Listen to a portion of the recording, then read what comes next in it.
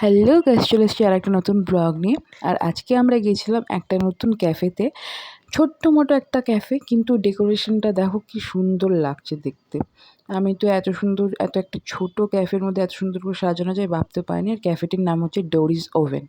আর এই ক্যাফের মেনুটা তোমরা একবার দেখে নাও, সব কিছু কতটা রিজনেবল প্রাইসে রয়েছে। আর এখানে নানা ধরনের পিৎজা, বার্গার পেয়ে যাবে।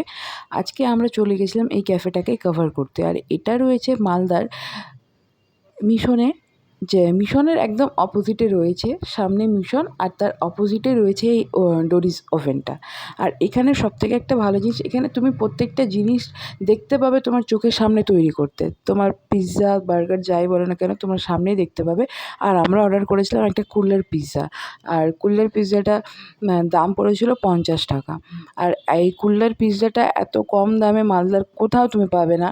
আমি তো কোথাও খাইনি, এটা আমার ফার্স্ট টাইম।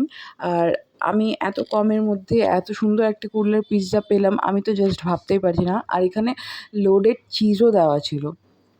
এটা খেতে খুবই টেস্টি ছিল। তোমরা প্রসেসিংটা দেখতেই পাচ্ছ কতটা চিজ দিচ্ছে। আর এখানকার সবথেকে একটা ভালো কথা হচ্ছে এনাদের ব্যবহার খুবই সুন্দর। আর এই দেখো আমাদের কুল্লার পিৎজা রেডি, আর এটাকে আমি এবার টেস্ট করব। দারুণ ছিল, দারুণ। তোমরা প্লিজ গিয়ে একবার ট্রাই করে আসতে পারো। চলো, বাই।